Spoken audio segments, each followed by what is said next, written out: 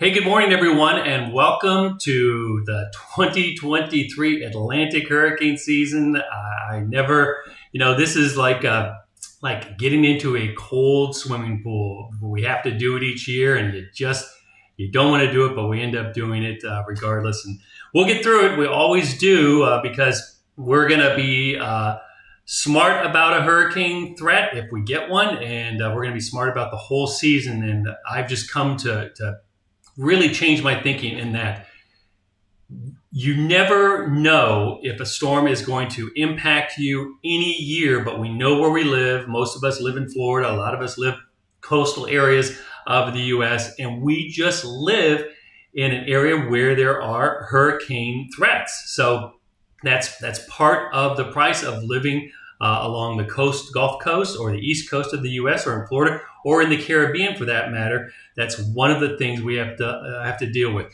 Now, this YouTube stream that I did this last year, and I got some good feedback. Of course, YouTube tends to kind of move it around in terms of its visibility and things like that. So I always try to remind everybody, because it helps elevate the visibility, and that is, click the like button. That will get more people to see it. Click the subscribe button and click the notifications button, because that as well will help elevate it, and hopefully it'll be some good information. Now, if you were with me last year, one of the things that you saw is that I always just start off with the basics, because I don't want to just go into some long meteorological explanation. And by the way, I'm a little rusty at this. It's been about 9 months. As Nicole, I think, was the last storm we did. So some of these graphics may not come up, like right down there in the lower right.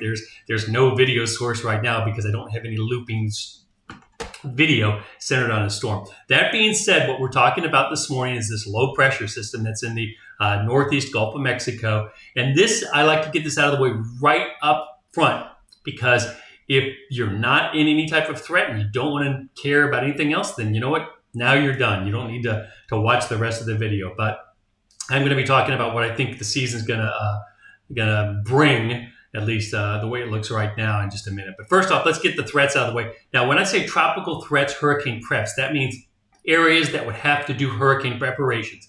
This is not just a weak tropical storm or a tropical depression or wind and rain. These are areas where you physically have to do something to prepare for a storm. And so that's the kind of thing where, and I think my mic is a little overmodulated here, so bear with me, guys. I'm working on this as we go here. Let me turn that audio down just a little bit there. Maybe it's less crackly. Let's try that. So anyway, one of the things with this hurricane preps thing is that these are the areas where you would have to do things like, supplies, maybe shutters, stuff like that. There is no hurricane threat to anywhere in the Atlantic right now, or the Gulf right now, or the Caribbean. There is just a low threat that there's going to be some little tropical mess, mainly along the northeast Gulf of Mexico coast and the West Florida coast. So this would be the kind of thing where if this develops a little bit more, you might have some power outages. It'd be like a windy type of situation. You could have a flood threat as well, and some higher than normal tides. So all things that you should consider in that green area there, but everybody else, there is no threat. In fact, let me zoom on out, and you can see no other tropical threats at all. So looking good pretty much throughout the basin. It's just in the northeast Gulf of Mexico. So let's talk about a little bit about what's going on specifically with that area there. There you can see it. It's this low pressure system and this kind of this blob that's popped up right there.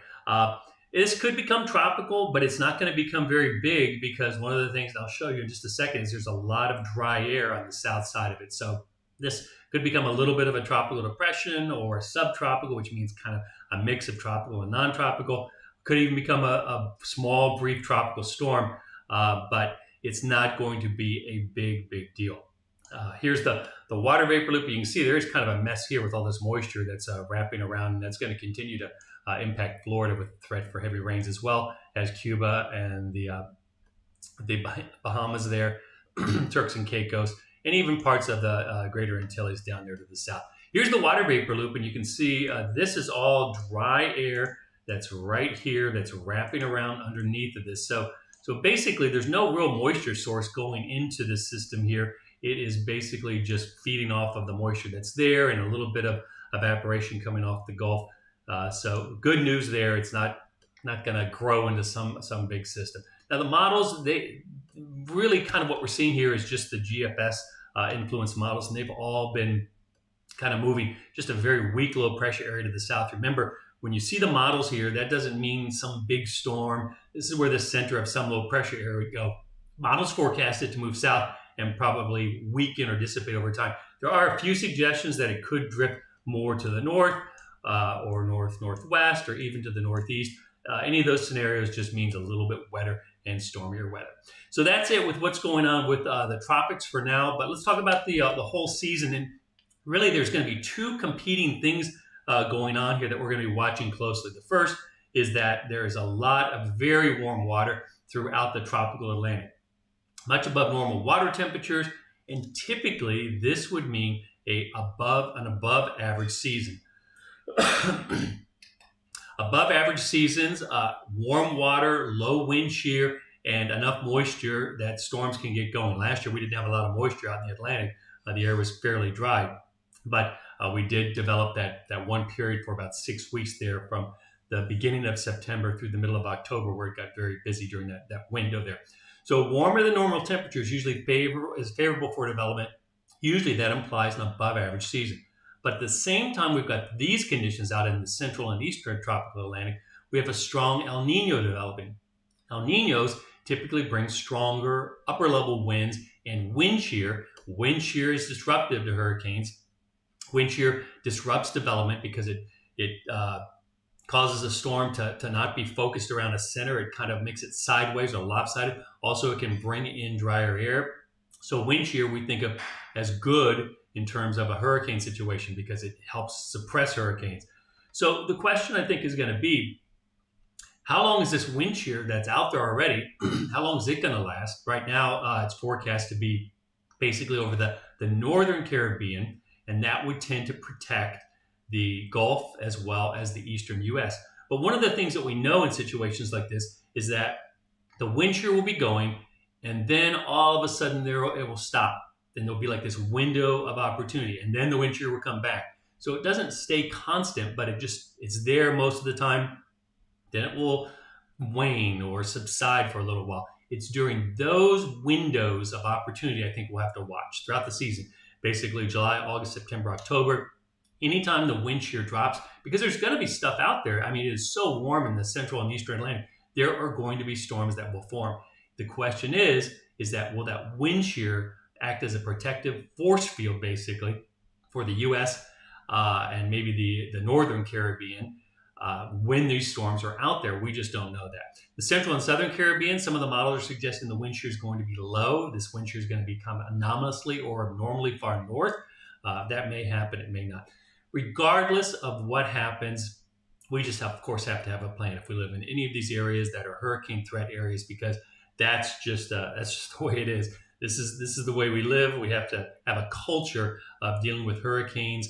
And remember, a hurricane it's not a sprint event. It is a marathon. It's slow, methodical preparation.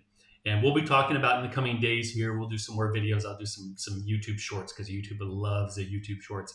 I'll do some YouTube shorts on preparation things and what you should have as part of your plan. They say, have a plan. Well, what does that mean? We'll talk about that too.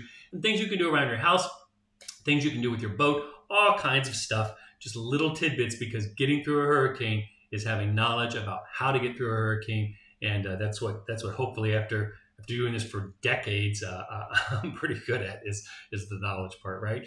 So anyway, thanks for watching this morning. Welcome to hurricane season 2023 for the Atlantic Basin. And of course, if you like the video, click the like button, subscribe, and get the notifications because I don't do these every day. I'll just do these probably when they need to be done. So until next time, stay safe.